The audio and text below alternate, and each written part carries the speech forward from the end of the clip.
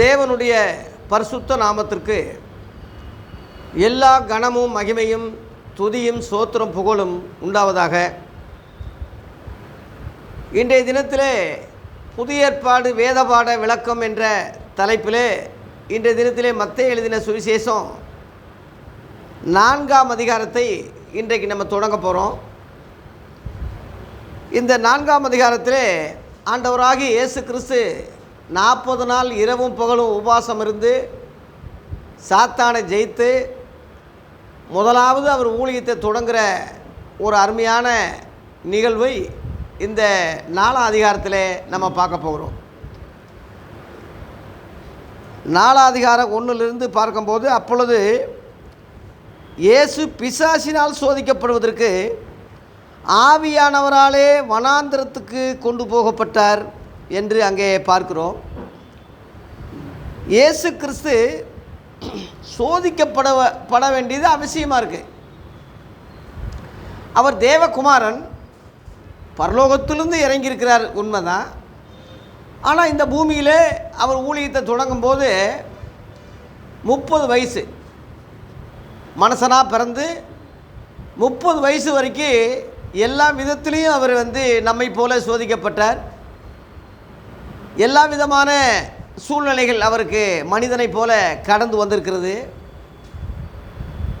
அதன் பிறகு ஞானஸ்நானம் எடுத்து ஊழியத்தை முத தொடங்கும்போது சாத்தான் இவரை செக் பண்ணணும்.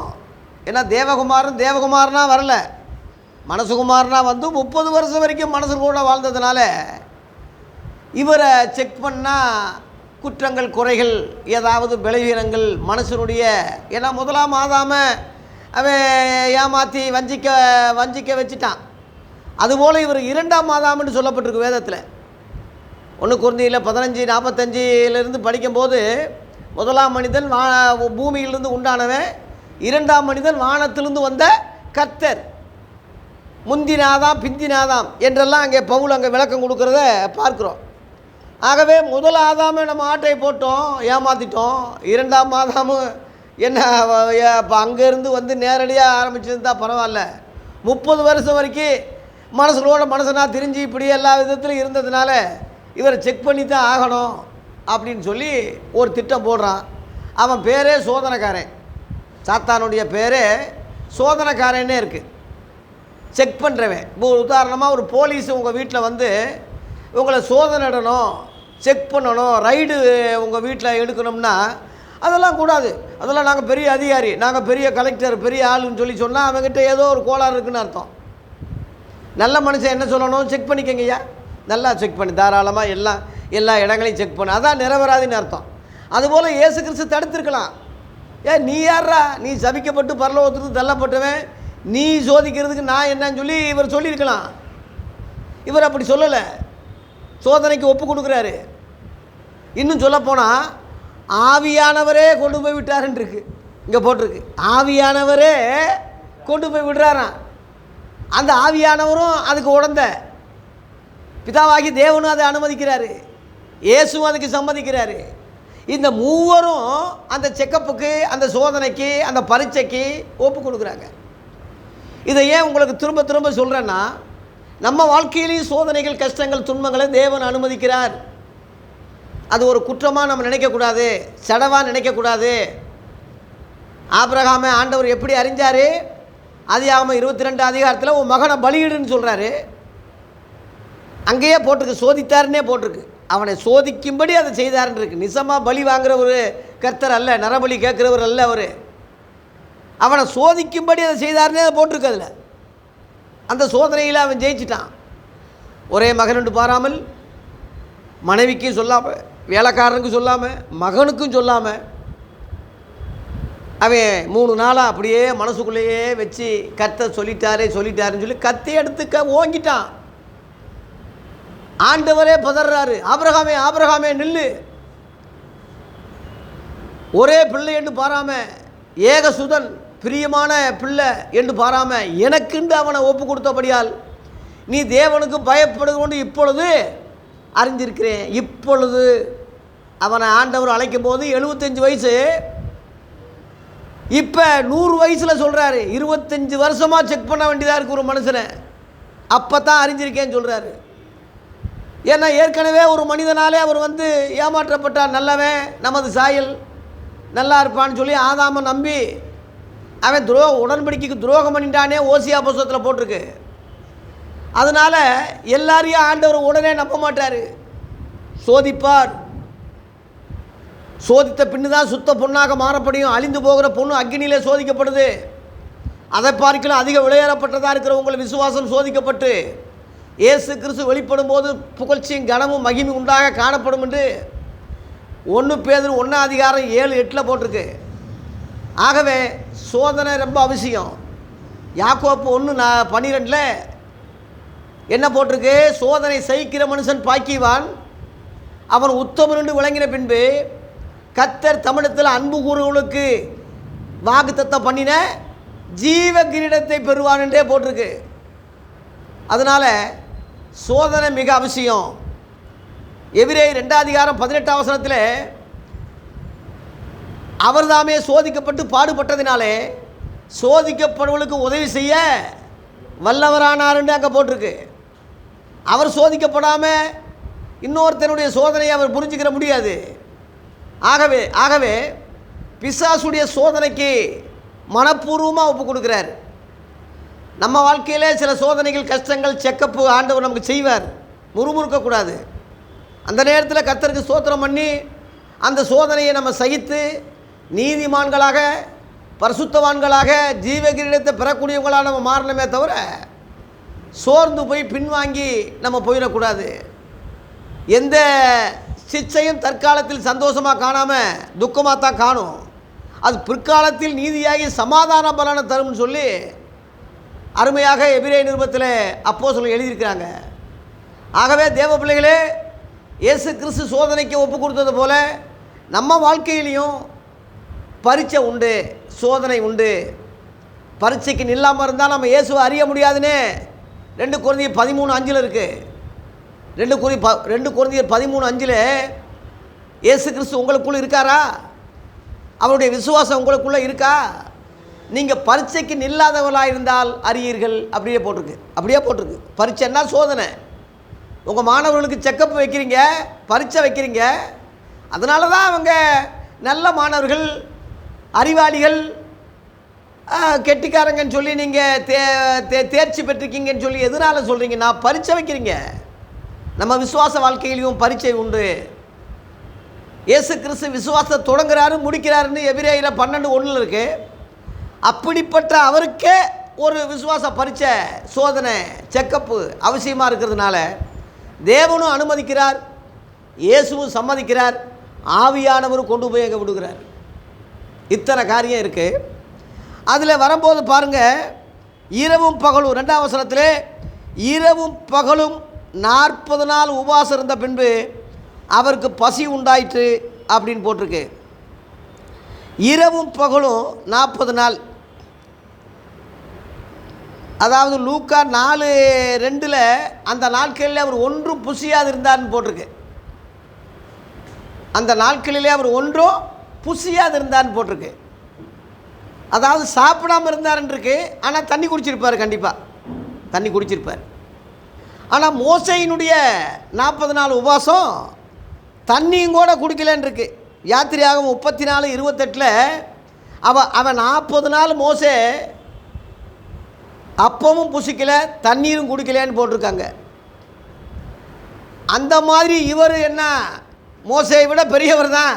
எபிரேயர் 3:3 இவர் மோசையை விட மேலானவர்னு போட்டிருக்கு. அப்போ அவன் செஞ்ச மாதிரி இவர் ஏன் செய்யலை? ஏன் புசியாது இருந்தால்? அப்போ குடிச்சிருப்பார்ல. அப்படின்னா என்ன அர்த்தம்னா, நமக்கு இயேசு கோல் மாடலாக இருக்கார், முன்மாதிரியாக இருக்கார். நாம் இரவும் பகலும் தண்ணி குடிக்காமல் சாப்பிடாமல் இருந்தால் செத்துருவான். அவன் குகையில் சீனா மலையில் போய் அவன் அப்படியே இரவும் பகலும் அப்படியே கிடந்துட்டான், முக்காடை போட்டுக்கிட்டு. அவன் அந்த அன்னைக்கு உள்ள சூழ்நிலை வேறு. பழைய ஏற்பாட்டு உபவாசம் சொல்கிறது வேறு, புதிய ஏற்பாட்டு உபவாசம் வேறு. பழைய ஏற்பாடு ஜெபம் வேறு, புதிய ஏற்பாடு ஜெபம் வேறு. பழைய ஏற்பாடு விசுவாசம் வேறு, புதிய ஏற்பாடு விசுவாசம் வேறு. பழைய ஏற்பாடு ஊழியம் வேறு, புதிய ஏற்பாடு ஊழியம் வேறு. பழைய ஏற்பாடு மோசேயினுடைய சட்டத்திட்டங்கள் வேறு, இயேசு கிறிஸ்துடைய சட்டத்திட்டங்கள் வேறு. இந்த பகுத்தறிவுக்கு தான் ரெண்டுக்குள்ள வித்தியாசத்தை நம்ம இங்கே பார்க்குறோம். அதனால் இயேசு கிறிஸ்து புசியாக இருந்தாருன்னா தண்ணி குடிச்சிருப்பார். இப்போ இந்த மாதிரி இன்றைக்கி லெந்து டேஸு ஆரம்பிக்கிறதுனால அப்படியே எங்கப்பா இன்றைக்கி 40 நாள் கறி சாப்பிட மாட்டேன், நான் ஒன்றும் சினிமா பார்க்க மாட்டேன், எந்த இதையும் செய்ய மாட்டேன்னு சொல்லிட்டு ஈஸ்டர் வந்த உடனே வட்டி முதலமாக சேர்த்து அடிக்கிற சூழ்நிலைகள் இதை நம்ம கிறிஸ்டியானிட்டியில் நம்ம பாரம்பரியத்தில் பார்க்குறோம்ல. ஏன் ஐயப்பன் கோயிலுக்கு 40 நாள் மாலை போடுறான்னா அவனுக்கு உனக்கு என்னப்பா வித்தியாசம்? அவன் போகும்போதே நம்ம இப்போ மாலை போட்டிருக்கேன் வந்து கவனிக்கிறேன்னு சொல்கிறான். அங்கே ஐயப்பன் கோயிலுக்குன்னு விசேஷமாக ஒரு சாமியார்கள்னு சொல்லி அதில் கொஞ்சம் முத்துன பெரிய சாமிகளுக்கெல்லாம் தனி கிளாஸ் இருக்கான் அங்கே சொல்கிறாங்க. அப்படி அப்போ இந்த மாதிரி இவனுக்கு அவங்களுக்கு என்ன வித்தியாசம்னா கிறித்தவங்க ரொம்ப உயர்ந்தவங்கன்னு இவங்க சொல்ல முடியாது. இந்த 40 நாள்னு சொல்கிறது பாருங்கள், நோன்பு 40 நாள், முஸ்லீம் நோன்பு 40 நாள் நோன்பு இருக்கிறாங்க. ஐயப்பன் கோயிலெலாம் இப்போ வந்தது, இப்போ ஒரு 150 வருஷம் 200 வருஷத்து தான் ஐயப்பன் சீசனே.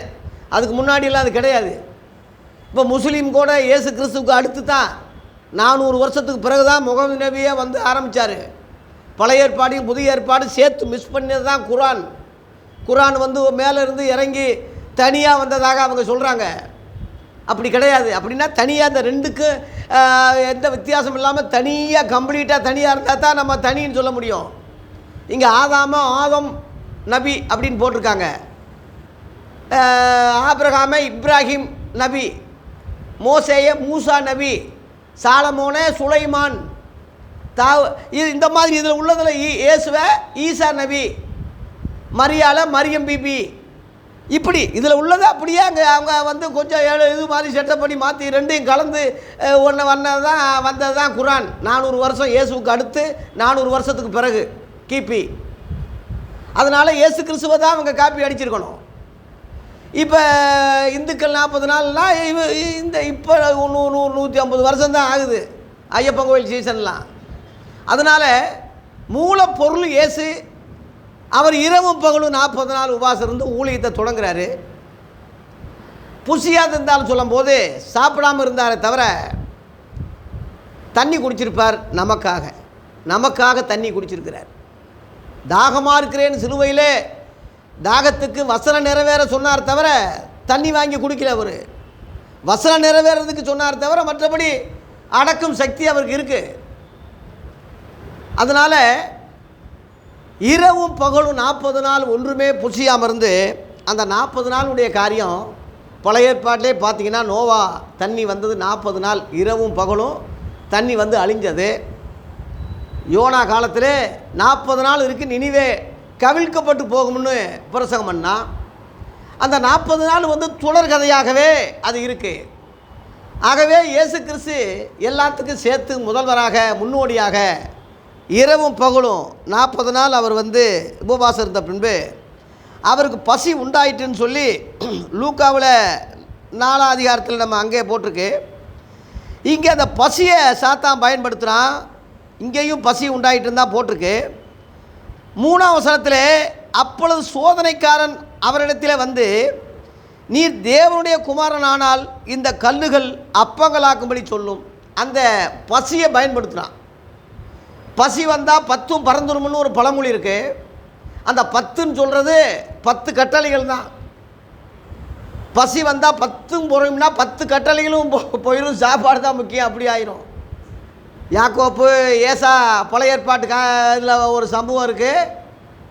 ஒருவேளை போஜனத்துக்காக சேஷ்ட புத்திரப்பாக தேவ ஆசீர்வாதத்தை ஒருவேளை போஜனத்தை தாக்கு பிடிக்க முடியல அவனால்.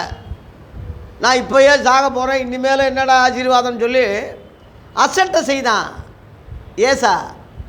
யாக்கோப்பு அதை அபகரித்து நய வசனிப்போடு ஒருவேளை சாப்பாடு அந்த கூழ் குடிக்கிறதுக்கு அண்ணனுக்கு கொடுக்குறதுக்கு இவளை தந்திரம் செய்யணுமா? ஒருவேளை சாப்பாடை கொடுத்து அவனை பயன்படுத்தி அந்த பசியை பயன்படுத்தி அவன் வந்து ஆசீர்வாதத்தை வாங்கிட்டான்னு சொல்லி பழைய ஏற்பாட்டில் அவன் ஏமாத்துக்காரன்னு நம்ம முன்னாடியே நம்ம பழைய ஏற்பாட்டில் நம்ம உதாரணமாக பார்க்குறோம். அதுபோல் சாத்தான் வந்து ஒரு ஏமாற்றுக்காரன், தந்திரவாதி. இயேசு மனுஷனாக 100க்கு 100 மனுஷனாக இருந்தார். அது நல்லா தெரிஞ்சுக்குங்க. அவர் தெய்வகுமாரன், தெய்வ பிறவி, அவர் எல்லாம் வேணாம், அவர் நம்ம மாதிரி அவர் கிடையாதுன்னு சொல்லாதீங்க. 100க்கு 100 மனுஷனாக இருந்தார். அதனால தான் அவருக்கு மனுஷகுமாரன்னு பேர். 100க்கு 100 அவர் இல்லாட்டா அவர் வந்து ஜெயிக்க முடியாது, இந்த உலகத்தை வந்து இது பண்ண முடியாது. 100க்கு 100 தெய்வ சிந்தனை இருந்தார், 100க்கு 100 மனுஷ சிந்தனையாக இருந்தார். ஏன் அப்படின்னா மனுஷனும் தெய்வ சிந்தனையாக மாற முடியும். ஒரு மனுஷனாக 100க்கு 100 இருக்கிறவன் 100க்கு 100 தேவகுமாரனா தேவ பிள்ளைகளாக மாற முடியும் என்பதற்கு அடையாளம், முன்மாதிரி தான், எடுத்துக்காட்டு தான் இயேசு. நம்மை போல எல்லா விதத்திலையும் சோதிக்கப்பட்டான்னு சொல்கிறது அந்த அர்த்தம் தான்.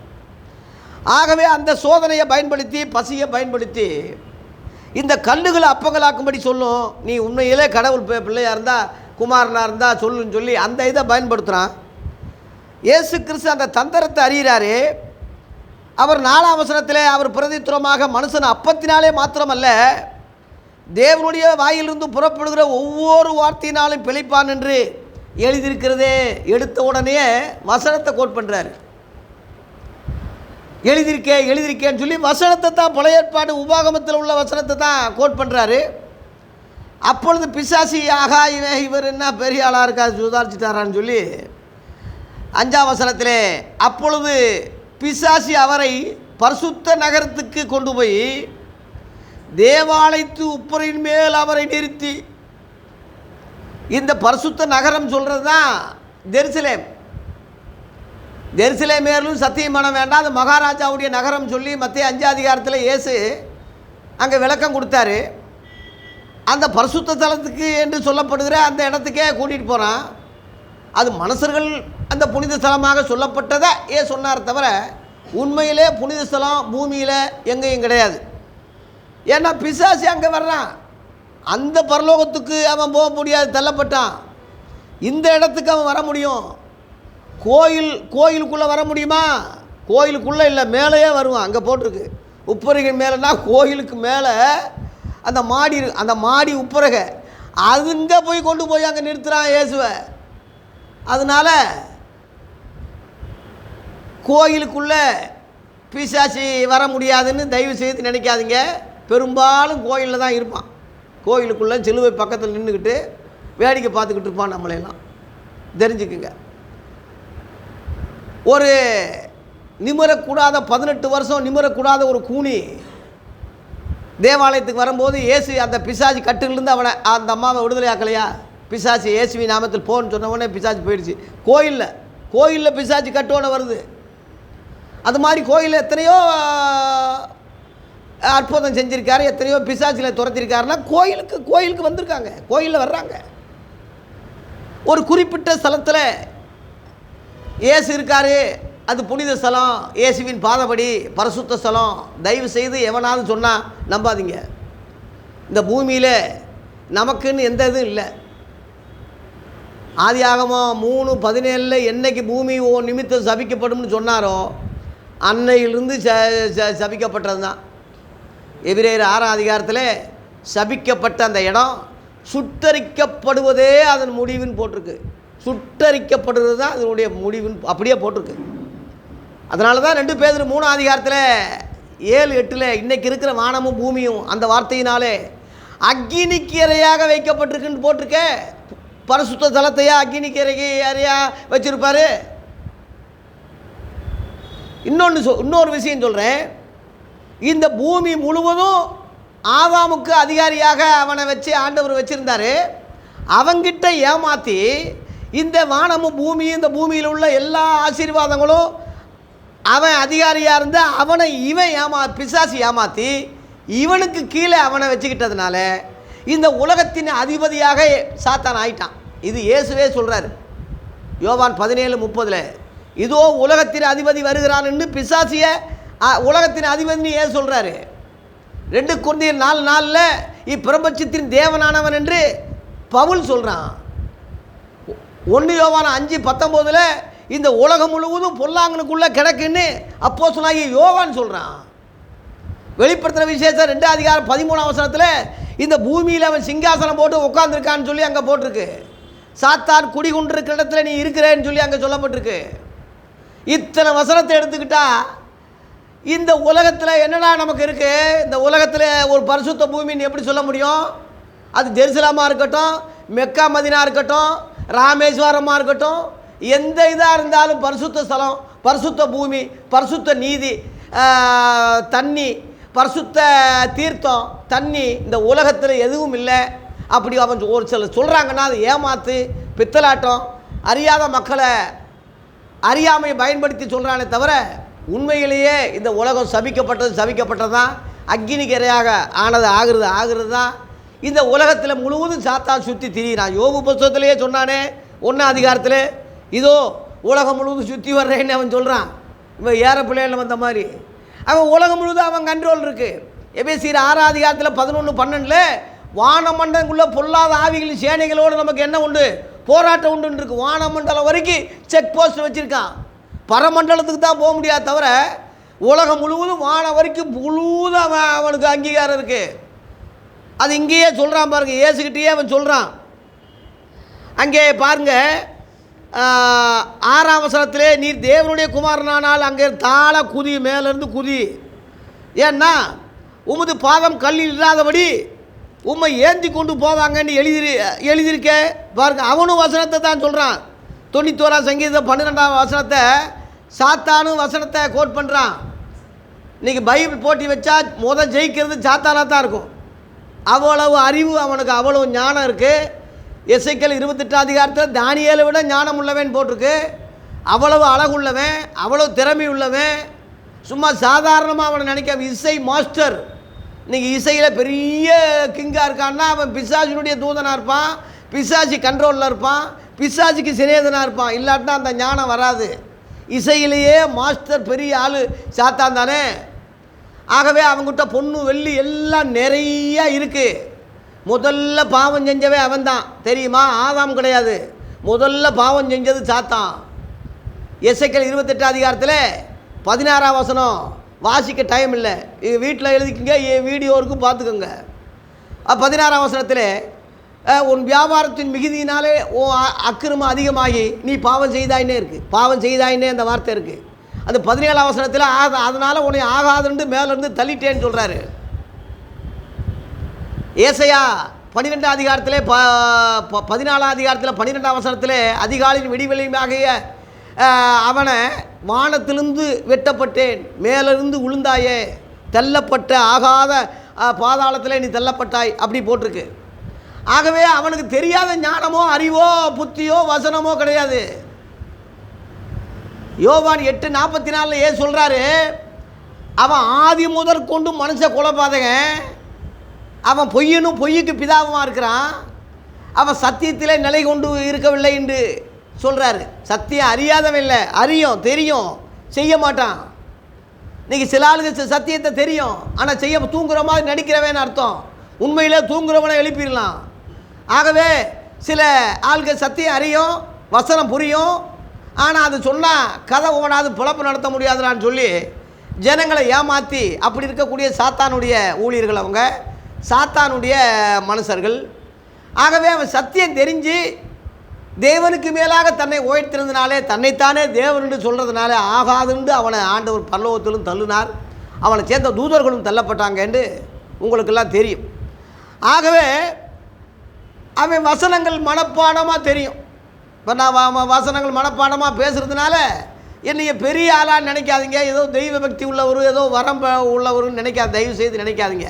உங்களைப் போல நாடும் பாடு உள்ள மனுஷன்தான். அவனுக்கு எந்த அளவில் ஞானம் இருக்கோ அதை விட அதிக ஞானம் இயேசுகிட்ட இருக்குது. கொலோசியரில் 2ஆம் அதிகாரம் 3ஆம் வசனத்தில், அவருக்குள் ஞானம் அறிவு என்ற பொக்கிஷங்கள்லாம் அடங்கியிருக்குன்னு போட்டிருக்கு. அவர் எனக்குள்ளே இருக்கும்போது எனக்கு அந்த ஞானம் அறிவு அந்த வசனம் என் வாயில் போட்டு நான் பேசுகிறேன். இதுதான் ரகசியமே தவிர வேற அல்ல.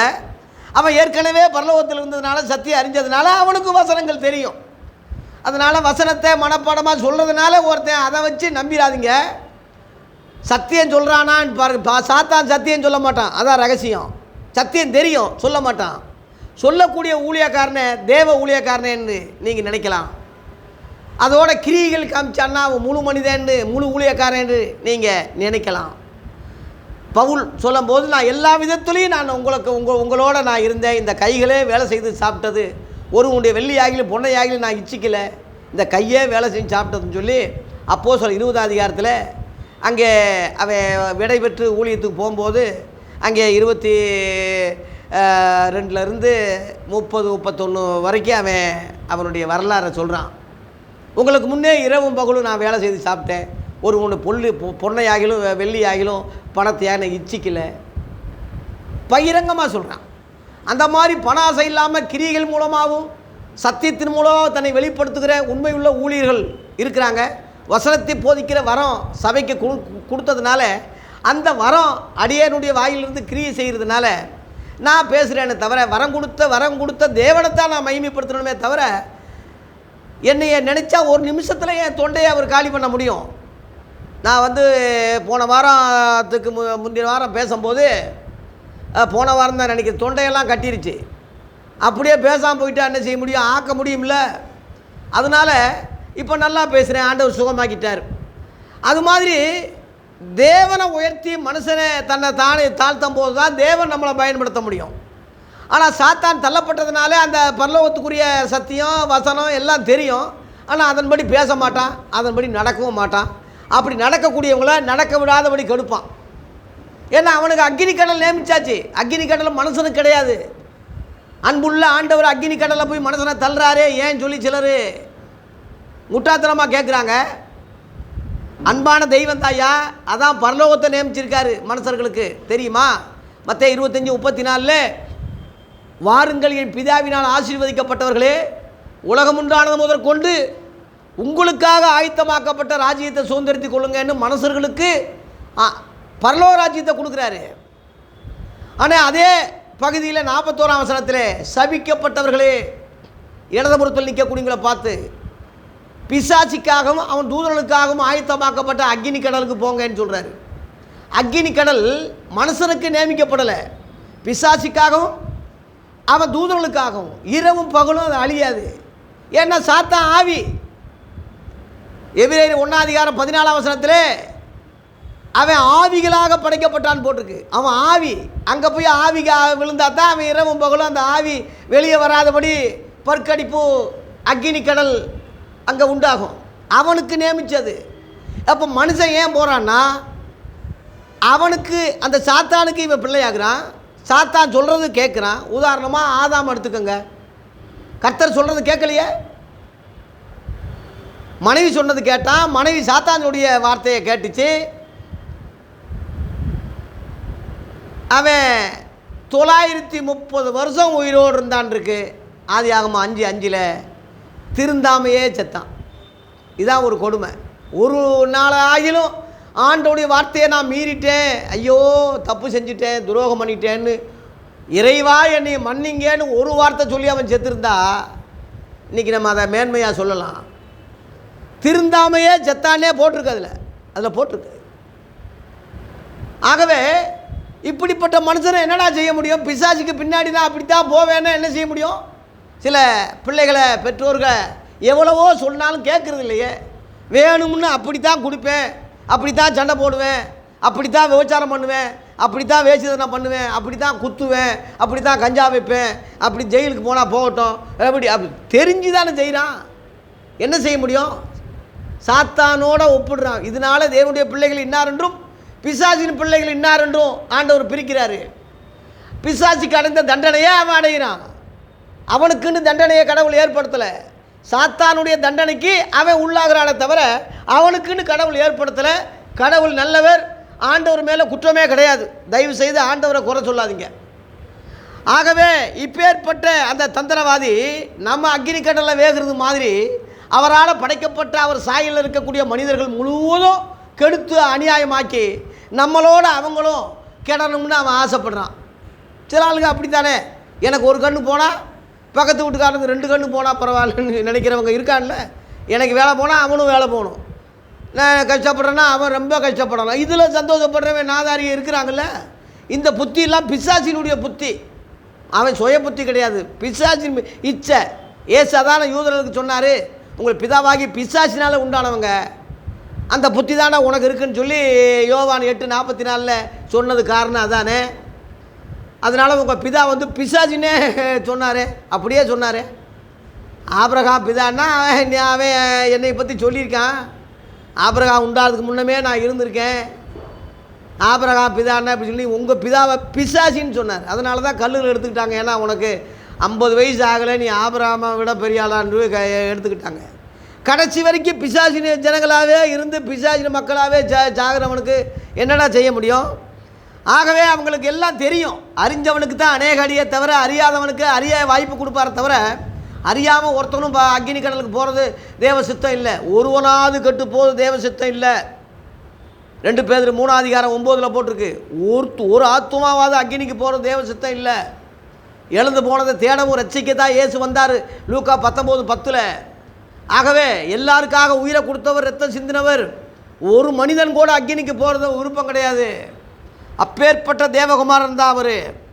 இவனா அநியாயமாக பிசாசிய கேட்டு பிசாசின் வழியில் போய் வேணும்னே இவன் அக்னிக்கு போகிறானே தவிர தேவன் அதுக்கு பொறுப்பு அல்ல. ஆகவே இந்த சாத்தான் உலகம் முழுவதும் அவன் கண்ட்ரோலில் வச்சுருக்கான். 8ஆம் வசனத்தில் மறுபடியும் பிசாசி அவரை மிகவும் உயர்ந்த மலையின் மேல் கொண்டு போய் உலகத்தின் சகல ராஜ்யங்களையும் அவைகளின் மகிமையும் அவருக்கு காண்பித்து, லூக்காவில் 1 நிமிஷத்தில் காமிச்சான்னு அங்கே போட்டிருக்கு. ஏன் இந்த 4 சுவிசேஷம் இருக்குன்னா, ஒன்றில் விட்டது ஒன்று சொல்லுவான், அவன் மறந்தது இவன் எழுதியிருப்பான், இவன் எழுதாததை அவன் சொல்லியிருப்பான். இந்த 4ஐயும் நீங்கள் படித்தா தான் முழு சத்தியத்தை புரிஞ்சுக்கிற முடியும். அதான் புல் காஸ்பல்னு சொல்கிறது, பூரண சுவிசேஷம் சொல்கிறது. மத்தேயு வந்து 4, மார்க்கு 1/2, லூக்கா 3/4, யோவான் ஃபுல். அப்போ இந்த 4ஐயும் படிக்கும்போது புல் காஸ்பல் பூரண சத்தியம் வருது. இந்த மத்தேயு சுவிசேஷத்தில் அங்கே உள்ளது இங்கே உள்ளது பிறக்கி இதை நிறைவு செய்ய மொத்தமாக நீங்கள் 4ஐயும் நம்ம படிக்க வேண்டிய அவசியம் இல்லை. இந்த 3ஐயுமே இந்த ஒன்றுக்குள்ளே நான் கொண்டு வந்துடுவேன். இதில் இல்லாதது அங்கே இருக்கும், அங்கே கொண்டு வந்து இணைக்கும் போது ஒரு இது ஆயிரும். அதனால் உலகத்தின் சகல ராஜ்யங்கள் நிமிஷத்தில் காமிக்கிறான் ஐயா. அவனால் எல்லாம் முடியும்.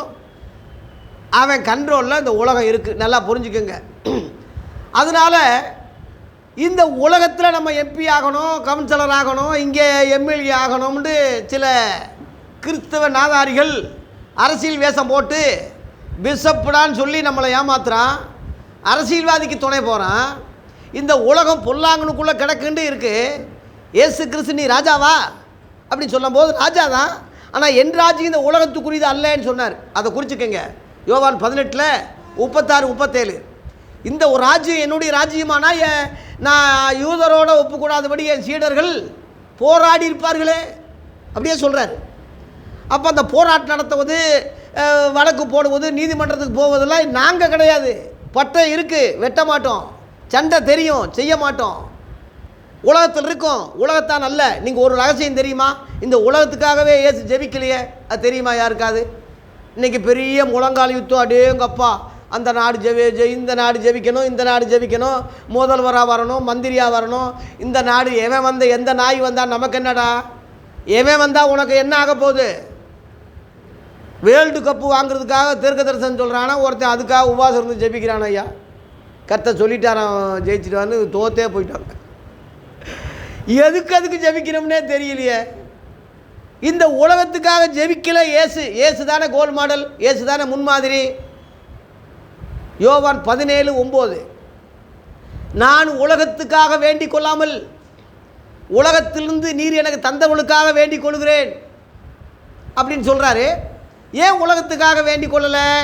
அதில் 16ஆம் வசனத்தில் நான் உலகத்தால் அல்லாதது போல என்னுடைய சீடர்களும் அவர்களும் உலகத்தால் அல்ல என்று சொன்னார். உலகம் என்றால் என்ன? டேபிளில் வச்சு ஒரு உருண்டையை வச்சு உருட்டி விட்டு இதாண்டா உலகம் சொல்லி டீச்சர் சொல்லுவாங்க ஸ்டூடெண்ட்டுகளுக்கு. உலகம் என்றால் என்ன? 1 யோவான் 2:16 போட்டிருக்கு. மாம்சத்தின் இச்சை, கண்களின் இச்சை, ஜீவனத்தின் பெருமை ஆகிய இவைகளெல்லாம் உலகத்திலிருந்து உண்டானவைகள், இவைகள்லாம் பிதாவினால் உண்டானதல்லன்னு போட்டிருக்கு. அதனால் உலகத்திலே உள்ள வெளியே அன்பு கூறாதுங்கள். ஒருவன் உலகத்தில் அன்பு கூர்ந்தால் அவனிடத்தில் பிதாவின் அன்பு இல்லைன்னு அதுலேயே 15 போட்டிருக்கு. அதுலேயே 17ஆம் வசனத்தில் உலகமாத ஆசை இச்சையை ஒழிந்து போகும், தேவனுடைய சித்தத்தைப்படி செய்கிறவரோ என்றென்று நிலைச்சிருப்பான்னு போட்டிருக்கு. இத்தனையும் உலகத்தை குறித்து சொல்லிக்கிட்டு இருக்கும்போது இந்த உலகம் தண்ணி வரணும், மழை பெய்யணும், நாங்கள் நல்லா திங்கணும், இப்படி ஜெபிச்சுக்கிட்டு இருக்கான ஐயா. அதனால் இன்றைக்குள்ள ஜெப வீரர்களையோ இன்றைக்குள்ள மந்திரவாதிகளையோ தீர்க்கதரிசனுக்கு ஜோதின்னு சொல்கிறவனையோ பின்பற்றாதீங்க. நாசப்படுத்திட்டாங்க, நாசமாக்கிட்டாங்க, கெடுத்துட்டாங்க. ஒரு எருமை மாடு உள்ளே நுழைஞ்சி ஒரு ஒரு நல்ல விளைஞ்ச ஒரு வயக்காடை எப்படி நாசமாக்குதோ அந்த மாதிரி 1ஆம் நூற்றாண்டில் ஏற்படுத்தப்பட்ட சபையை, உபதேசத்தை, ஊழியத்தை இவங்க இன்றைக்கி எருமை மாடுகள்லாம் உள்ளே நுழைஞ்சி கெடுத்து நாசமாக்கி எல்லாம் மிதித்து அநியாயம் பண்ணிக்கிட்டு இருக்கான். இதெல்லாம் அறிஞ்சதுனால நான் பொங்குறேன், வேதனைப்படுறேனே தவிர நீங்கள் அறிஞ்சால் என்னை விட டென்ஷன் ஆயிடுவீங்க, என்னை விட கோபம் ஆயிடுவீங்க. அதனால் இந்த உலகத்துக்காக இயேசு வேண்டிக் கொள்ளலை. இந்த உலகம் என்னுடையது அல்ல. அப்போ இயேசு 1000 ஆண்டு அரசாட்சி செய்கிறாருன்னு இருக்கே, அது எப்படின்னு கேட்டால் 2ஆம் வருகைக்கு பிற்பாடு. வெளிப்படுத்துகிற விசேஷம் 19ஆம் அதிகாரத்தில் வெள்ளை குதிரையில் வர்றாரு. அவருக்கு பின்னாடி வெள்ளை குதிரையில் அவருடைய மணவாட்டி சபை வருது. அங்கே சண்டை அருமதேகன் யுத்தம் நடக்குது. சாத்தானை பிடிக்கிறாரு, அந்தி கிறிஸ்துவ மிருகத்தை பிடிக்கிறாரு, கள்ள தீர்க்கதரிசி ஆட்டுக்குட்டியை பிடிக்கிறாரு. அந்த 3 பேரை பிடிக்கிறாரு. அந்த யுத்தத்தில் அந்தி கிறிஸ்துவையும் கள்ள தீர்க்கதரிசியும் அக்னி கடலில் தள்ளுறாருன்னு 20ஆம் வசனத்தில் போட்டிருக்கு. வெளிப்படுத்தல் 19:20. சாத்தானை மட்டும் பிடிச்சி வெளிப்படுத்தல் 20ஆம் அதிகாரத்தில் 1000 வருஷம் வரைக்கும் அவனை பாதாளத்தில் தள்ளி அடித்து இதே பூமியில் 1000 வருஷம் அரசாட்சி செய்கிறார். லேலுயா, இதுதான் சத்தியம். ஏன் அவனை அக்னி கடலில் அன்னைக்கே தள்ளாமல் ஏன் பாதாளத்தை தள்ளி அவனை பார்க்க விடுறாருன்னா, ஆதியாகமம் 1:28 ஆதாம் ஏவால பழுகி பெருகி பூமியை நிரப்புங்கன்னு பூமியை பழுகி பெருங்கன்னு ஆசீர்வச்சார். அங்கே ஆசீர்வாதம் என்ற வார்த்தையே அங்கே வருது. அதை இவன் கெடுத்துட்டான். பூமியை ஆசீர்வாதமாக அவன் வைக்க முடியல. ஆரம்பத்திலே ஆதாம் ஏவால அவன் ஏமாற்றிட்டான். ஆரம்பத்திலே அவன் கண்ட்ரோலில் கொண்டு போயிட்டான். அப்படியே போய் தொலைஞ்சா சாத்தான் அக்னிக்கு போனாலும் ஒரு சந்தோஷப்பட்டு போவான். என்ன, ஜெயிச்சிட்டோம், அவருடைய ஆசீர்வாதத்தை கெடுத்துட்டோம், அவர் திட்டத்தை நம்ம நாசமாக்கிட்டோம், அவர் போட்ட பிளான் அவுட் ஆகிடுச்சு, நான் கெடுத்துட்டேன். இதில் ஒரு மெமதி, ஒரு ஜெயிப்பு அவனுக்கு வந்துடக்கூடாது என்பதற்கு, சாத்தாரே நீ எப்படி முதலாம் ஆதாம ஏமாற்றி ஏவாளை எப்படி ஏமாற்றி அந்த ஆட்சியை செய்ய விடாமல் எப்படி ஆக்குனியோ, இதே பூமியில் 2ஆம் ஆதாமை வச்சு சபையாகி ஏவாளை வச்சு இதே பூமியில் ஆசீர்வாதமாக ஆட்சி செய்ய வச்சு உன் கண்ணால் நீ பார்க்க வச்சு அதுக்கு பிறகு உன்னை தள்ளுறன்றா அக்னி கடலில் நீ பார்த்துட்டு சாகுடான்னு சொல்கிறதுக்கு தான் அவனை பாதாளத்தில் தள்ளி அடித்து இதே பூமியில் 1000 வருஷம் ஆட்சி செய்கிறாரு. வெளிப்படுத்தல் 20ஆம் அதிகாரத்தில் 4ஆம் வசனத்தில் போட்டிருக்கு, 6ஆம் வசனத்தில் போட்டிருக்கு. 7ஆம் வசனத்தில் அந்த 1000 வருஷம் முடியும் போது அவன் கட்டவிழ்க்கப்படுறான், திரும்ப யுத்தத்துக்கு வர்றான். 9ஆம் வசனத்தில் வானத்திலிருந்து தேவனால் அக்னி இறங்கி அங்கே எல்லாத்தையும் அழித்து போட்டதுன்னு இருக்குது. அதான் அக்னி அழியும்னு சொல்லி நான் சொல்கிறதுக்கு காரியம். அதுக்கு பிறகு வெள்ளை சிங்காசனம் 11-12ஆம் வசனத்தில் வெள்ளை சிங்காசனம் கடைசி ஜட்ஜ்மெண்ட்டு, அது இயேசு கிறிஸ்து தான் அந்த நியாயந்தீர்ப்பு செய்கிறாரு. அதில் 15ஆம் வசனத்தில் ஜீவ புஸ்தகத்தில் பேர் எழுதப்படாத எவனோ அவன் அக்னி கடலில் தள்ளப்படுறானே போட்டிருக்கு. அதனால் நமக்கு ஒரு ராஜ்யம் உண்டுன்னா அது இப்போ இல்லை, 1000 ஆண்டு அரசாட்சி. அதனால் சும்மா ஒரு 5 வருஷம் ஆட்சிக்கு, ஒரு 3 வருஷம் ஆட்சிக்கு ஏமாற்றி இந்த மாதிரி ஜனங்களை போக வேண்டிய அவசியம் இல்லை. அதனால் இன்றைக்குள்ள ஆளுகளை அரசியல்வாதிகளை நம்பாதீங்க. அரசியல் காலம் முழுவதும் ஏமாத்துறான், பெட்டி வாங்குகிறான், ஜனங்களை காட்டி அவன் ஆட்டை போடுறான். அதனால் எந்த அரசியல்வாதியும் ஊழல் தானே, பொய் தானே, பித்தவாட்டம் தானே. எந்த தலைவர் யோக்கியமாக இருந்திருக்கான் பாருங்கள், சொல்லுங்கள் பார்ப்போம். ஏதோ ஒரு சிலர் விரல் விட்டு எண்ணக்கூடிய அளவில் கக்கனை போல காமராஜரை போல ரொம்ப அறுதலாக சிலர் சொல்லலாமே தவிர, மற்றபடி உலகத்தில் எல்லா பொய்யர்களும் எந்த மனுஷனும் ஊழல்வாதி எந்த காரியம் அப்படித்தானே இருக்குது. ஆகவே இந்த உலகம் முழுவதும் அவன் கண்ட்ரோலில் வச்சுருக்கான் சாத்தான். ஒரு நிமிஷத்தில் இவைகளெல்லாம் நிமிஷத்தில் காமிக்கிறான். இயேசுவை காமிச்சிட்டு ஒரு ஆசை வார்த்தையை சொல்கிறான் பாருங்க. நீர் சாஷ்டாங்கமாய் விழுந்து, 9ஆம் வசனம், நீர் சாஷ்டாங்கமாய் விழுந்து என்னை பணிந்து கொண்டால் இவைகள் எல்லாம் உமக்கு என்ன செய்வேன், எல்லாத்தையும் அப்படியே ஃப்ரீயாக கொடுத்துட்டு போகிறேன் போ அப்போ இயேசுவை எந்த அளவில் மதிச்சிருக்கான் பாருங்களேன். உலகம் முழுவதும் நான் தர்றேன், நீ ஒரே ஒரு நமஸ்காரம் மட்டும் எனக்கு பண்ணிக்க, சாஷ்டாங்கமாக விழுந்தீங்கன்னா உலகம் முழுவதும் இந்தாப்போ வச்சுக்க. எந்த அளவில் உலகத்தை விட அதிகமாக அவருடைய மகிமையை அவனுக்கு தெரியும், மேன்மையை தெரியும். இதுலேயே மத்தேயு 2:11 கிழக்கிலிருந்து வந்த சாஸ்திரிகள் இயேசுவை சாஸ்தாங்கமாக அவ்வளவு கும்பிட்டாங்கன்னு இருக்கு. அந்த சாஸ்தாங்கத்தை உனக்கு கும்பிட்டாங்கல்ல, நீ எங்களுக்கு கொடு, நீ எனக்கு கொடு அந்த சாஸ்தாங்கத்தை, என்னை கும்பிடு, எல்லாத்தையும் தர்றேன். இன்னைக்குள்ள போதகர்களாக இருந்தால் ஒரு விஷயம் என்ன, சாத்தானே 1000 முறை விழுந்துடுறேன்னு சொல்லுவான். ஆமாம், ஒரு கவுன்சிலர் பதவிக்கு ஒரு சின்ன தொழிலுக்கு என்ன ஏமாத்து என்ன ஏவாது, ஆசீர்வாதம் தட்டான், ஒரு பேனாவை எடுத்து எழுதுனா பாஸ் ஆகிடுவானா. அப்போ வாத்தியார்கள்லாம் தேவையில்லை போல் இருக்கு. ஒரு ஒரு ஒரு பேனாவை வச்சு 15 ரூபாயா லட்சக்கணக்கில் அடிச்சிருக்கான் பேனாவை. ஒவ்வொரு பேனாவும் 5 ரூபா பேனா 10-15 ரூபான்னு சொல்லி விற்று அதை காசாக்குறாங்க. இப்படிப்பட்டவன் எல்லாம் நம்ம ஆளுகளை வழி நடத்துகிறான்னா எப்படி நம்ம விளங்க முடியும், எப்படி பரலோகம் போக முடியும்? இந்த வஞ்சகத்திலிருந்து எப்படி தான் நம்ம மீள முடியும், எப்படி தான் நம்ம ஜெயிக்க முடியும்? தேவ பிள்ளைகளே ஜாக்கிரதையாக இருங்க. இயேசுவை தவிர வேறு யாரையும் சாஸ்தாங்கமாக வந்து கும்பிடாதீங்க. முத்தம் கொடுக்குறது வந்து பிஷப்புக்கிட்ட முத்தம் கொடுக்குறது அந்த மோதிரத்தை, அது என்னது அநியாயமாக இருக்குது. ஒரு மனுஷனுக்கு அடிமையாகாதீங்க. மனுஷனுக்கு முன்னாடி முழங்கால் போட்டால் அடிமைன்னு அர்த்தம்.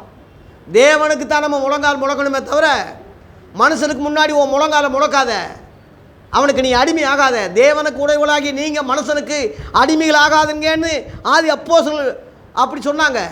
அவங்கள விட நீ பெரிய ஆளா? அப்போஸ்தலர் ஆளுகளை விட நீ இன்றைக்கி உள்ளவன் எவனாவது பெரிய ஆள் சொல்ல சொல்லுங்க. பவுலை விட பெரிய ஆள் சொல்ல சொல்லுங்கள்.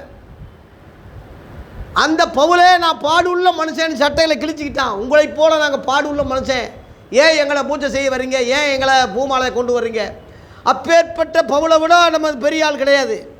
பிசாசி வணக்கத்தை விரும்புகிறான், சாஸ்தாங்கத்தை விரும்புகிறான். பிசாசிக்கு ஆராதனை செய்ய பிசாசி ஆசைப்படுறான். அதனால தான் 2 தெசலோனிக்கேயர் 2 தேவனுடைய ஆலயத்தில் தேவனை போல அந்தி கிறிஸ்து உட்கார்றதுக்கு அவன் ஆசைப்படுறான். இன்றைக்கி இஸ்ரேல் நாட்டில் யுத்தம் நடந்துக்கிட்டு இருக்கு. அது முடிவில் சமாதான தூதனாக ஒருத்தன் வருவான், அவன் ஆலயத்தை கட்டி கொடுப்பான். அங்கே அந்தி கிறிஸ்து தேவனை போல உட்கார போகிறான். வசனம் நிறைவேற போகுது. ஒரு காலம் வசனம் போய் சொல்லாது. ஆகவே பிசாசி என்றைக்குமே திருந்தலை. அவன் பரலோகத்தில் தேவனை போல உயர்த்தினா, தேவனுக்கு மேலே உயர்த்தினா, தேவனுக்குள்ள ஆராதனை எனக்கும் வேணும்னு ஆசைப்பட்டான். அதே புத்தி தானே இப்போயும் இருக்குது. இன்ன வரைக்கும் அவன் மாறலையே. எனக்கு இயேசுவையே காலில் விழுந்து கும்பிடுன்னு சொல்கிறான்னா எவ்வளோ பெரிய அகராதி. இன்றைக்கி அதே அகராதி பிஷப்புகள் மூலமாக, ரெவரண்டுக்கு மூலமாக, தெய்வ பிறவிகள் மூலமாக, இன்றைக்கி கள்ள தெற்கதரிசிகள் மூலமாக இன்றைக்கி உலாவிக்கிட்டு இருக்கு. அதுக்கு என்ன அடையாளம்னா, இப்போ தான் நான் இயேசுவோட பேசுகிறேன்னு சொல்கிறான். இப்போ தான் இயேசு என்கிட்ட பேசினார், ஆண்டவரே நான் என்ன செய்யணும்னு கேட்டேன், இப்போ பேசினார். பெரிய ஆள் மூத்த ஆளுகள்லாம் அப்படி இருந்தால் நம்ம என்னடா செய்ய முடியும்? பெரிய ஆள் செஞ்சால் பெருமாளா? தங்க ஊசின்னு கண்ணில் குத்த முடியுமா? ஒரு ஐயா பாடுறாரு, என்னப்பா செய்யணும்னா சொல்லுங்கப்பா செஞ்சிடுறேன். ஏசப்பா ஏசப்பா என்னப்பா செய்யணும்னா சொல்லுங்கப்பா செஞ்சிடுறேன். அவர் சொல்லாத மாதிரியும், சொன்னால் இவர் கரண்டில் செய்கிற மாதிரியும், அவர் ஒன்றுமே சொல்லாத மாதிரியும். அந்த அர்த்தம் தானே அது. இன்னும் இப்போ சொல்லுங்க செய்கிறேன்னா அப்போ சொல்லலைன்னு தானே அர்த்தம். 4 சுவிசேஷங்கள் உங்களுக்கு தெரியலையா அவர் சொன்னது? அப்போ சொல்லது விளக்கம் கொடுத்தாங்க, நிருபங்களை சொல்லலையா? வெளிப்படுத்தின விசேஷம் வரைக்கும் 7 சபைகளை பேசுனது உங்களுக்கு தெரியல?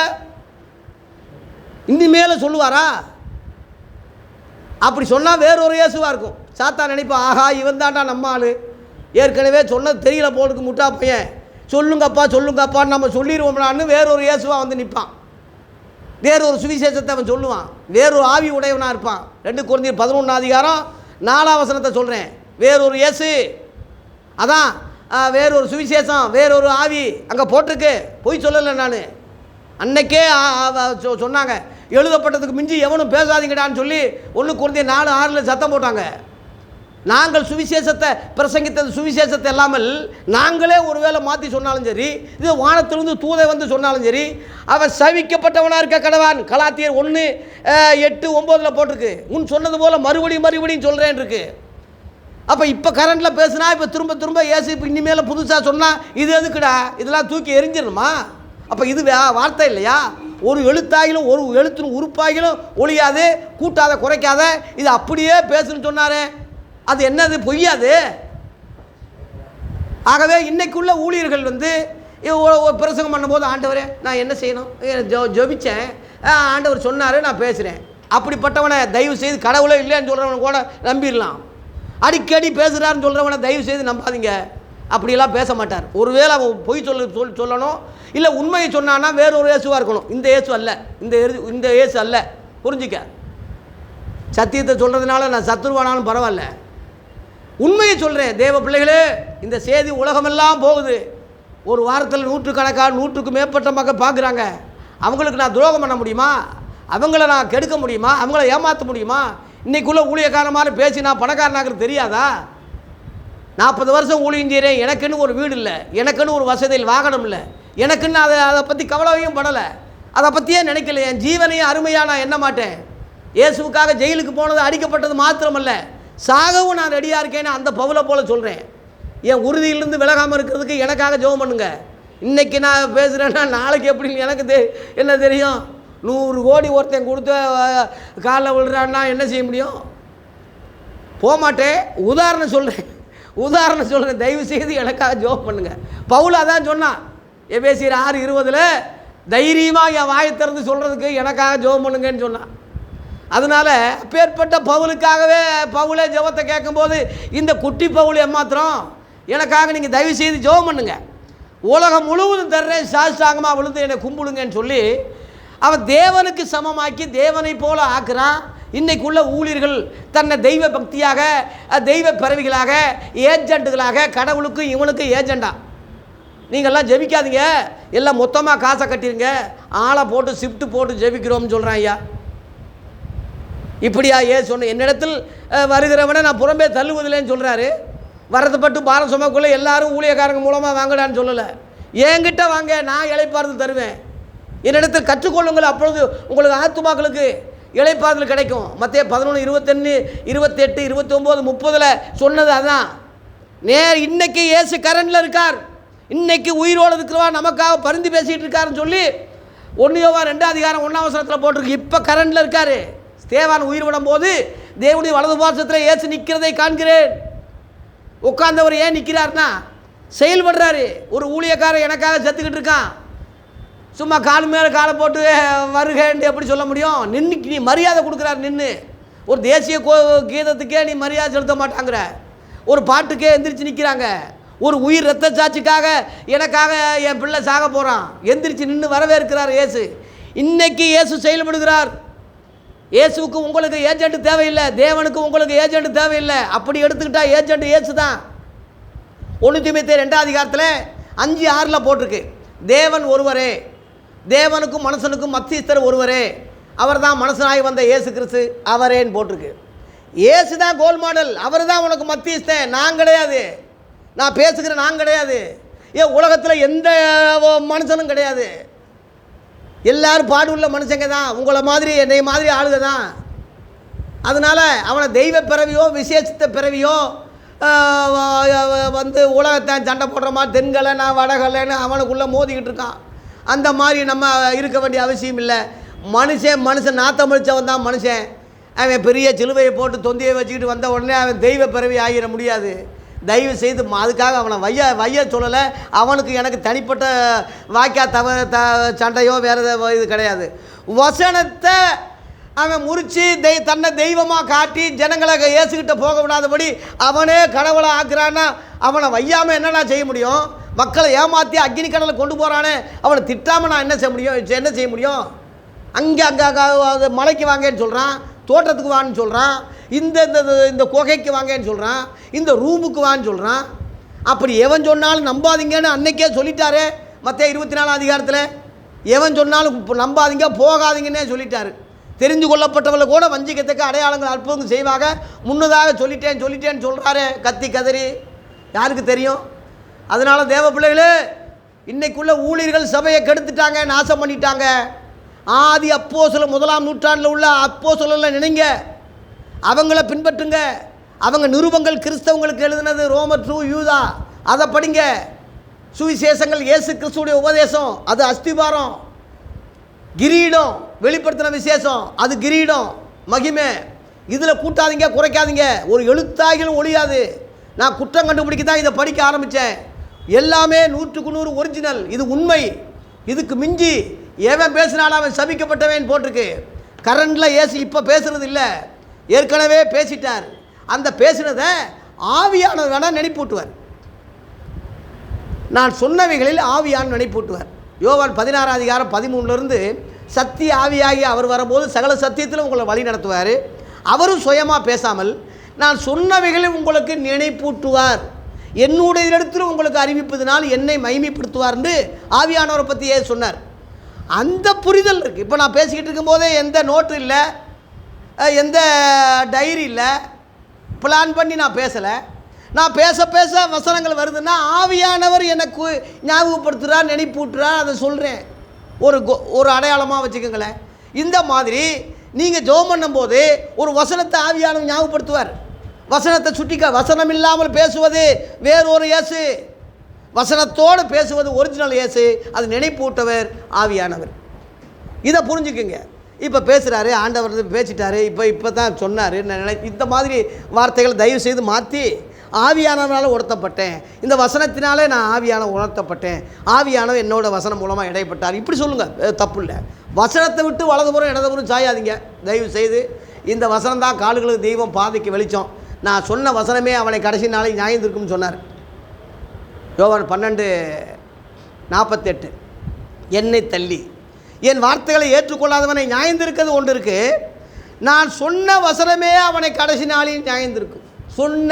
சொல்ல போகிற வசனம் இல்லை, ஏற்கனவே சொன்ன வசனம்தான் நியாயந்திருக்கும். அதான் கரண்டில் இருக்குது, இப்போ இருக்குது. அதனால் இனிமேல் ஒரு வெளிப்பாடு இல்லை, இப்போ இனிமேல் ஒரு தரிசனம் கிடையாது. இப்போ கரண்டில் பேச மாட்டார். ஒன்று பொய் சொல்லணும், அவன் திமுறாக பேசணும், இல்லை உண்மையை சொன்னான்னா வேறொரு இயேசுவாக தான் இருக்கணுமே தவிர ஒரிஜினல் இயேசுவால் வஞ்சிக்கப்படுறான்னு அர்த்தம். நீங்கள் ஜாக்கிரதையாக இருங்க, இந்த காரியங்களை ஜாக்கிரதையாக இருங்க. காலில் விழுந்து கும்பிட்றதுக்கு அவன் இப்போவும் ஆசையாக இருக்கான். இயேசு அத்தனை நேரம் பொறுமையாக இருந்து பேசினவர் அந்த ஒரு வார்த்தை அவரால் தாங்க முடியல. 10ஆம் வசனத்தில், அப்பொழுது இயேசு அப்பால போ சாத்தானே, உன் தேவனாகிய கர்த்தரை பணிந்து கொண்டு அவர் ஒருவருக்கே ஆராதனை செய்வாயாக என்று எழுதியிருக்கிறது. லேலுயா. அந்த வார்த்தை அவர் டென்ஷன் ஆகிறாரு. அவர் ஒருவருக்கு தான் ஆராதனை, அவருக்கு தான் பணிவு, வேற எந்த ஆளுக்கும் கிடையாதுன்னு சொல்லி அவரையும் தன்னையும் சொல்லாமல் தேவனை மட்டுமே உயர்த்துறதை கவனிங்க. அவர் கூட அவரே தன்னை தேவன் என்னை கும்பிடுங்கன்னு சொல்லலையா? தேவனுக்கு சமமானவர். தேவனுடைய ஆராதனை அவருக்கும் பொருந்தும். ஆதி கிறிஸ்தவங்க 1 பேதுரு 1ஆம் அதிகாரம் 17ஆம் வசனத்திலே, அன்றியும் பச்சபாதம் இல்லாமல் அவனுடைய கிரிகளின்படி நியாயந்திருக்கிறவரை நீங்கள் பிதாவாக தொழுது கொண்டு வருகிறபடியால் அங்கே போட்டிருக்கு. பிதா அல்ல, பிதாவாக இயேசுவை தொழுது கொண்டு வந்ததாக ஆதி கிறிஸ்தவங்க தொழுது கொண்டு வந்ததாக இங்கே பேதுரு சொல்கிறான். அது தடை செய்யலை. ஏன்னா தேவனுக்கு சமமானவர். தேவனுக்குள்ள ஆராதனையை இயேசுவுக்கு செய்யலாம், தப்பு இல்லை. யெகோவா சாட்சிக்காரன் கும்பிடக்கூடாது, அவன் ஒரு தூதர், அவர் ஒரு சாதாரண தீர்க்கதரிசின்னு சொல்லி முட்டா பையன் சொல்லிக்கிட்டு இருக்கான். அதை நம்பி நீங்கள் ஏமாந்து போயிடாதீங்க. இயேசுவுக்கு தேவனை போலவே ஆராதனை செய்ய சக்தி இருக்குது, பவர் இருக்குது அவருக்கு. வெளிப்படுத்தின விசேஷம் 5ஆம் அதிகாரத்தில் 13-14 படிக்கும்போது தேவனை கும்பிட்டது போல இயேசுவையும் தொழுதார்கள், இயேசுவுக்கும் கனத்தையும் மகிமையும் செலுத்தினாங்க. ஈக்குவலாக தேவனை போல இயேசுவையும் கும்பிட்டாங்கன்னே போட்டிருக்கு. அதனால் இயேசுவை வணங்கினாலும் தேவனை வணங்குறதுக்கு அர்த்தம்தான். ஆனால் இயேசுவின் மூலம் பிதாவிட்ட போகிறது தான் சரியான ஒரு காரியம். என்னை இல்லாமல் ஒருவனும் பிதாவிடத்தில் வரான் என்று சொன்னார். ஆகவே உதடுகளின் கனியாகிய ஸ்தோத்திர பலியை இவர் மூலமாய் தேவனுக்கு எப்பொழுதும் செலுத்த கடவோம்னு எபிரேயர் 13ஆம் அதிகாரத்தில் 14 போட்டிருக்கு.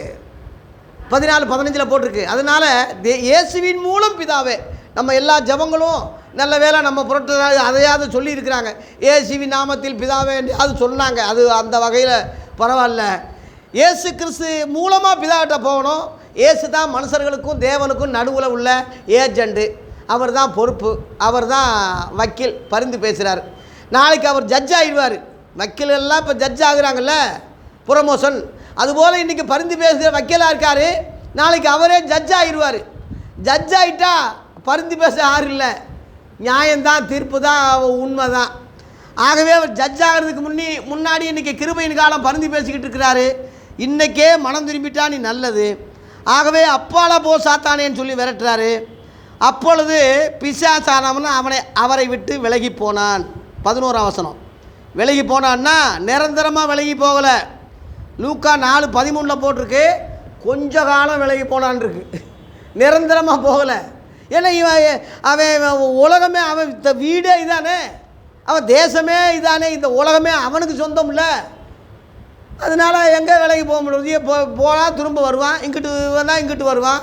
சீனா நீரோ பிசாசுக்கு எதிர்த்துலேருந்து உங்களை விட்டு ஓடி போவான்னு நான் யாக்கோப்பு 4:7 இருக்குல்ல, ஓடி போயிடுவான், திரும்ப பின்னாடி வருவான். எவனை விழுங்கலாமே ஒன்று பிசாசனை வகை தேடி சுற்றிக்கிட்டே இருக்கான்னு சொல்லி 1 பேதுரு 5ஆம் அதிகாரம் 8 இருக்குது. உங்கள் எதிராளி வந்து பிசாசு தான். மனுஷ ஜாதிகளுக்கெல்லாம் எதிரி பிசாசு தான், மனுஷர்கள் கிடையாது.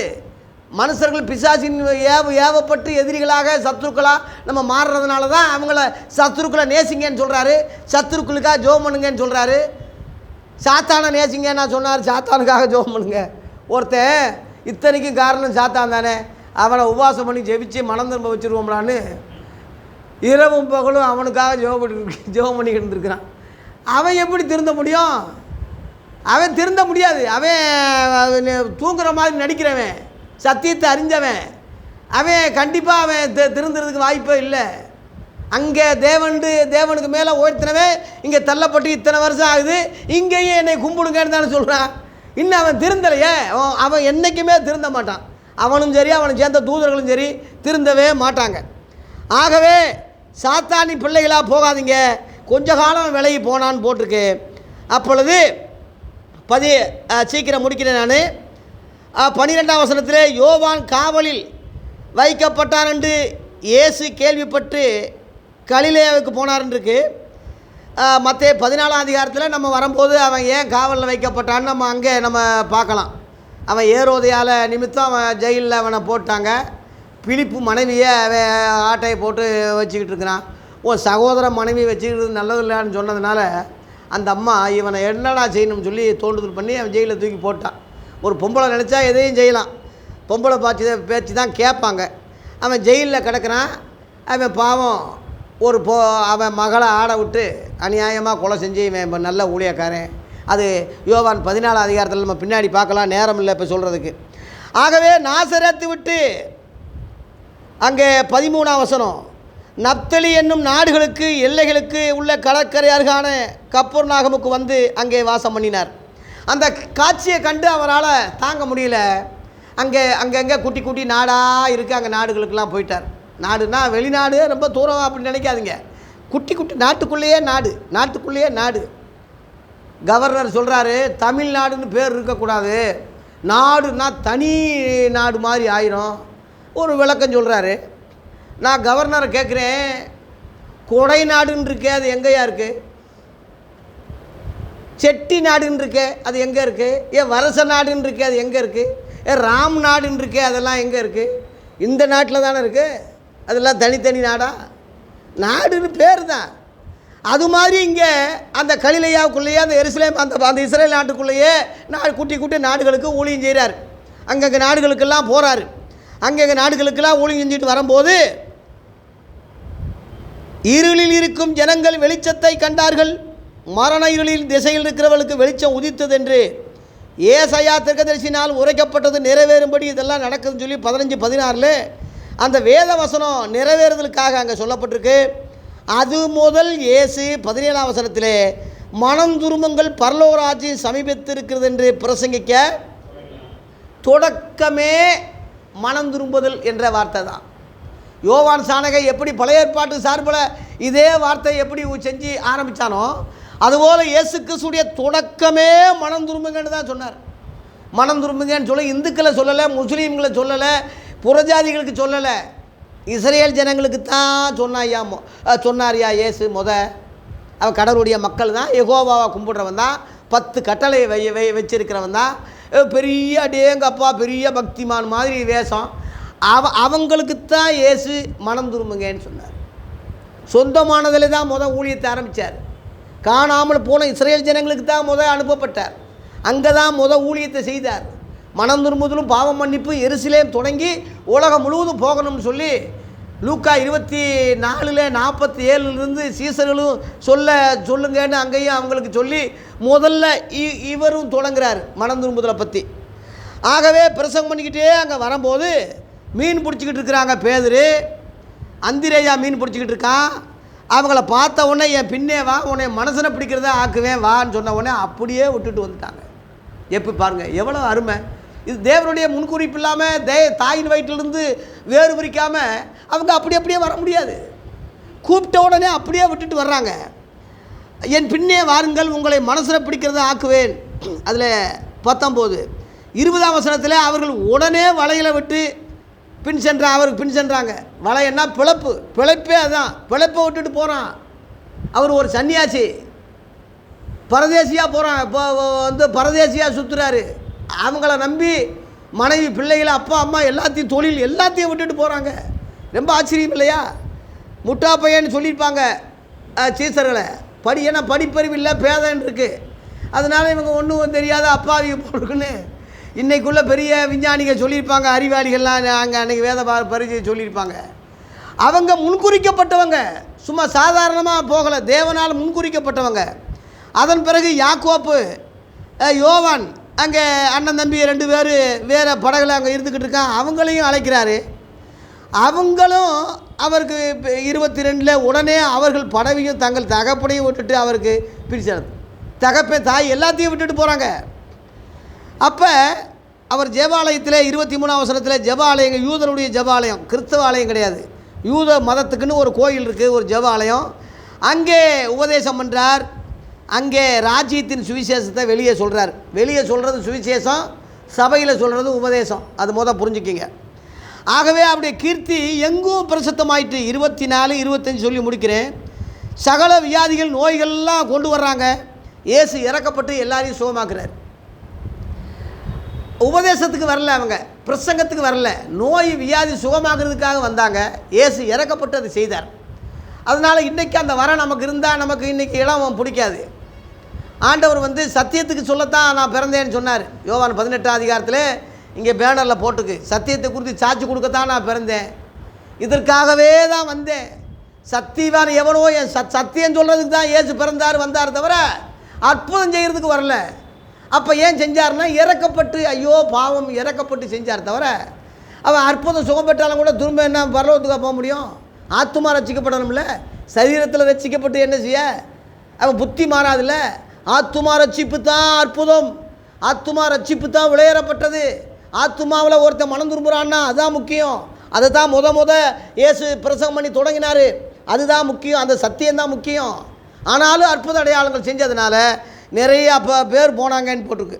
அதில் 25ஆம் வசனத்தை கலிலேயாவிலும் தெக்கப்போலியாவிலும் எருசலேமிலிருந்து யூதேயாவிலிருந்து யோர்தான் அப்புறத்திலிருந்து இருந்து திரளான ஜனங்கள் அவருக்கு திரளான, அதனால தான் இவர் ராஜா வாய்க்கிருவோம்டான்னு நினச்சாங்க.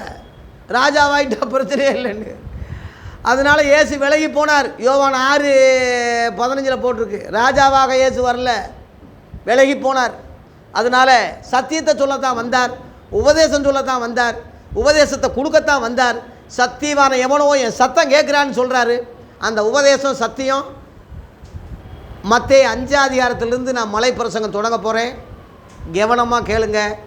நிறையா பேர் வர்றாங்களோ வரலையோ, இந்த வீடியோ மூலமாக நூற்றுக்கணக்கான மக்கள் பார்க்குறாங்க, அது போதும். நீங்கள் வந்தது கொஞ்சம் பேராக இருந்தாலும் உண்மையாக இருக்கீங்க. இங்கே ஒரு அற்புதம் சுகமளிக்க கூட்டம்னா உட்கார இடம் கிடைக்காது. சத்தியம்னு சொல்கிறதுனால சத்தியவான்கள் வந்திருக்கீங்க. சத்தியவான்கள் சத்தம் கேட்குறான்னு சொல்கிறாரு, உங்களை சிறுமந்தேன்னு சொல்கிறாரு, உங்களுக்கு ராஜ்யத்தை கொடுக்க என் பிதா பிரியமானவராக இருக்கிறான்னு சொல்கிறாரு, உங்களோடு கூட கர்த்தர் இருக்கிறார். சத்தியம் உங்களுக்குள்ளே இருக்கிறது. நானே சத்தியம் சொல்கிறாரு. நான் உங்களிலே என் வார்த்தை உங்களிலும் நீங்கள் என்னிலும் இருந்தால் நீங்கள் எதை கேட்டாலும் செய்வேன்னு சொல்கிறாரு. ஆகவே இதில் சந்தோஷப்படுங்க, இதில் பிரியப்படுங்க, தொடர்ந்து இதில் வளருங்க. அநேக ஆயிரங்களுக்கு இந்த சத்தியத்தை சொல்லுங்கள். திரும்ப இந்த வீடியோவை பாருங்கள். கர்த்தர் நம்மை ஆசீர்வதிப்பாராக. நன்றி, வணக்கம்.